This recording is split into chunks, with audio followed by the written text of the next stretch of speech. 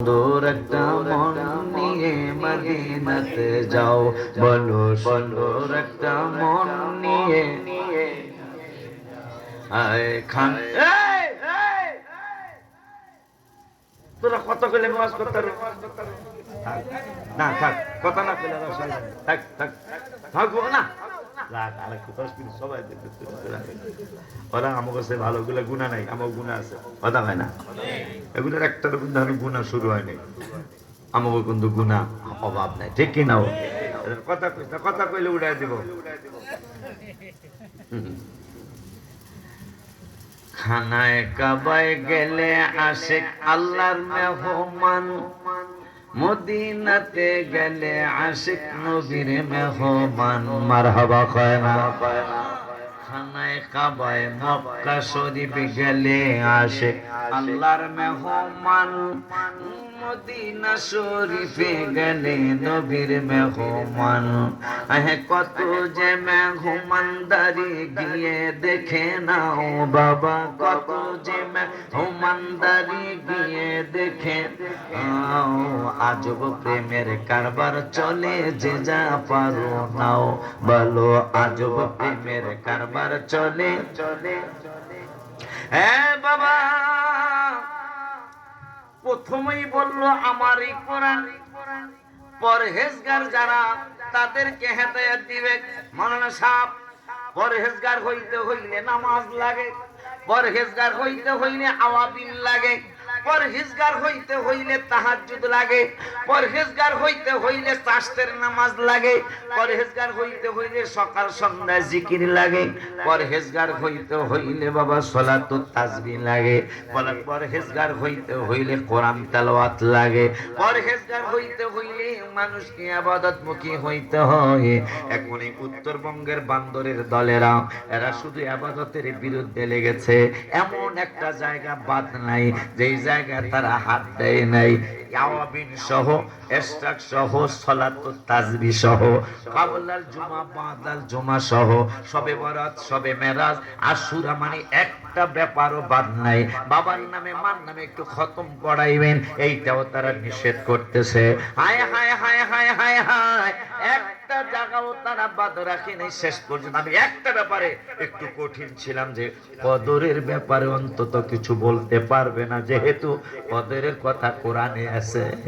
কোথায় আছে? কোথায় আছে? ইন্না আনজালনাহু ফি লাইলাতিল কদর, আসেনি? সেই কদর নিয়ে পর্যন্ত এরা মন্তব্য করেছে। ও যুবক, তুমি আল্লাহর দরবারে কি জবাব দিবে? যেই লোকেরা কদর নিয়ে মন্তব্য করেছে তাদেরকে মনে হয় এই কথা শোনার সাথে সাথে তুমি এক সেকেন্ডে তাদেরকে তালাক দেওয়া উচিত ছিল। কথা বলেন, ঠিক বলছি কিনা জানি না, হাত তুলে দেখাইতে হবে। নারায়ে তাকবীর, নারায়ে রিসালাত। কারণ কদর তো কোরআনে, একটা কদরের নামে একটা সূরা নাযিল করেছেন আল্লাহ। সেই কদরকে যদি আমরা প্রশ্ন করি, কদর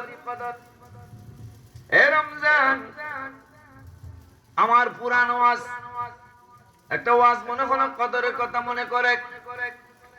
আমার আল্লাহ রাব্বুল আলামিন এই কোরআনুল কারীম কবে নাযিল করেছেন সেটা আমার আল্লাহ কুদরতি জবান মুবারকে বলেছেন। আমার আল্লাহ বললেন, ইন্না আনজালনাহু ফি লাইলাতিল কদর। বন্ধু, আমি একে নাজিল করেছি লাইলাতুল কদরের রাতে। এখন আমার আল্লাহ নিজে প্রশ্ন করলেন, ওমা আদরাকা মা লাইলাতুল কদর। হে হাবিব, লাইলাতুল কদরটা কি আপনি জানেননি? সুবহানাল্লাহ। আমার আল্লাহ প্রথমে কয়, আমি এই কোরআন নাজিল করেছি লাইলাতুল কদরের রাতে। এখন ওই আল্লাহ বলতেছেন ওয়ামা আদরাকা মা লাইলাতুল কদর। বন্ধু, লাইলাতুল কদরটা কি আপনি জানেননি? আমার আল্লাহ প্রশ্ন করে, আল্লাহ কয় বন্ধু আপনার উত্তর দেওয়া লাগবে না, আমি আল্লাহ উত্তর দিয়া দিচ্ছি। লাইলাতুল কদরে খায়রুম মিন আলফি শাহর। এই রাত্রটা যদি আপনার উম্মতেরা ইবাদত করে, সারা রাত জেগে জেগে একটা রাত ইবাদত করলে আমি আল্লাহ 83 বছর 4 মাসের সওয়াব দিয়া দিব।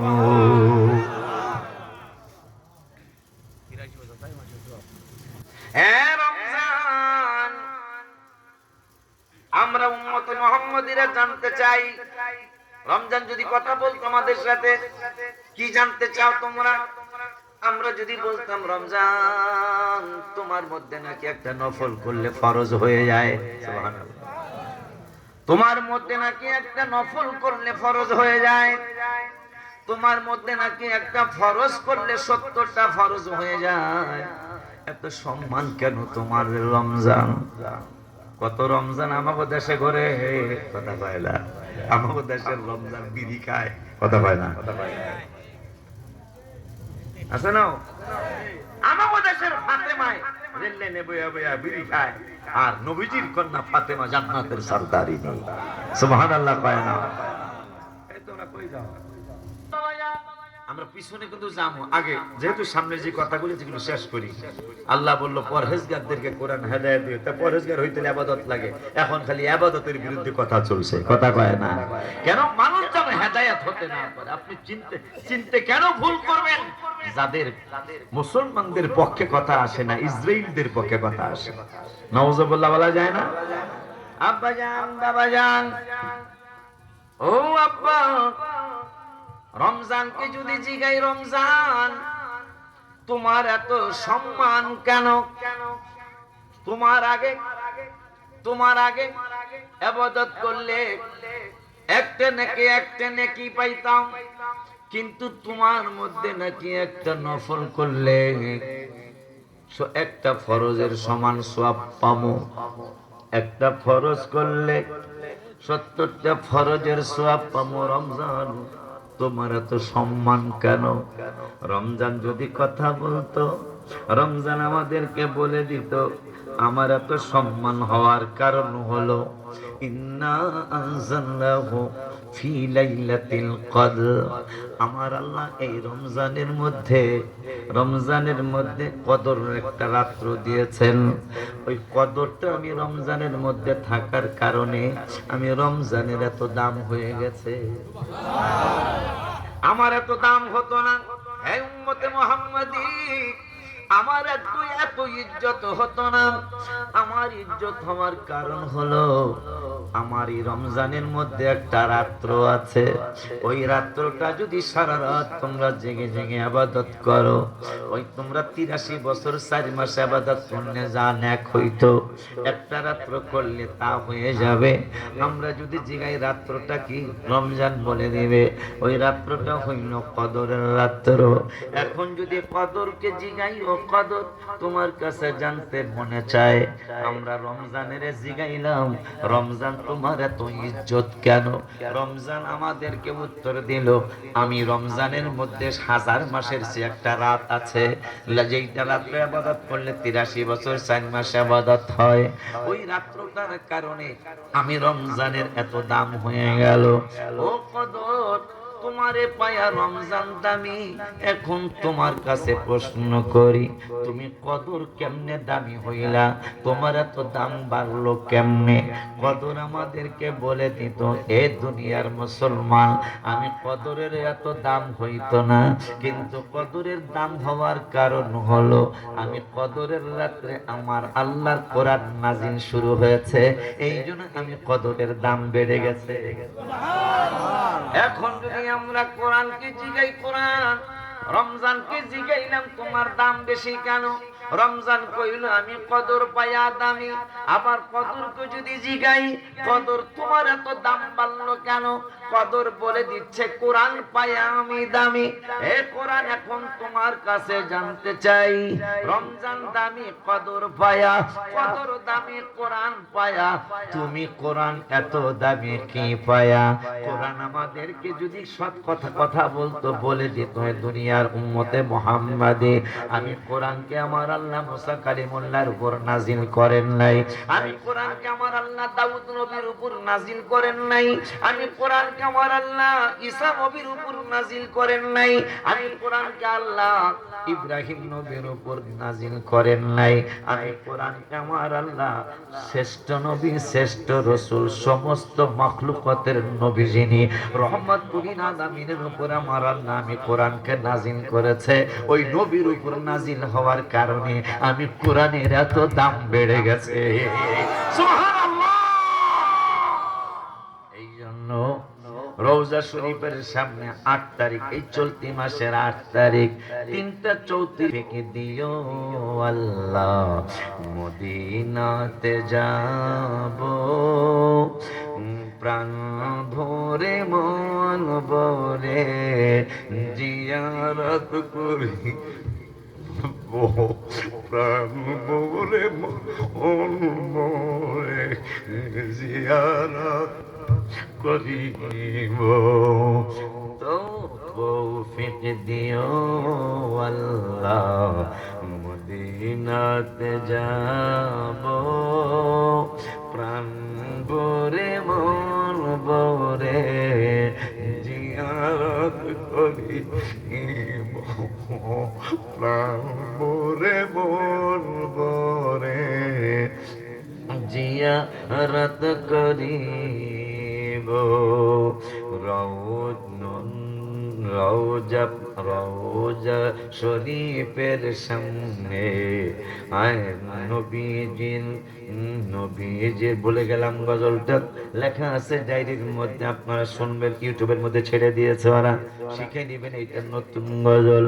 তো দিও আল্লাহ মদিনাতে যাব, এটা তাহাজ্জুদের সময় একা একা গাইবেন আর মোনাজাতে বলবেন, তৌফিক দিও আল্লাহ মদিনাতে যাব, প্রাণ ভরে মন ভরে জিয়ারত করিব, প্রাণ ভরে মন ভরে জিয়ারত করিব।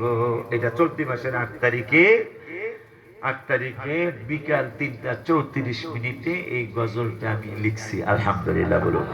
বাজান বাজান বাজান, তাইলে আমরা কিতাব থেকে জেনে নিলাম, রমজানের জিগাইলাম, রমজান কয় আমি কদর পায়া দামি, কদরকে জিগাইলাম, কদর কয় আমি কোরআন পায়া দামি, কোরআনকে জিগাইলাম তোমার এত দাম কেন? কোরআন কয় আমি রাসূল পায়া দামি। সুবহানাল্লাহ। ওই কোরআন বলতেছেন হুদাল লিল মুত্তাকিন, আমি এই কোরআন সবাইরে হেদায়েত দেব না, যারা পরহেজগার তাদেরকে আমি কোরআন হেদায়েত দেব। 4 পৃষ্ঠা পরে আমার আল্লাহ বলতেছেন ইউদিল্লু বিহি কাসীরা ওয়া ইয়াহদি বিহি কাসীরা।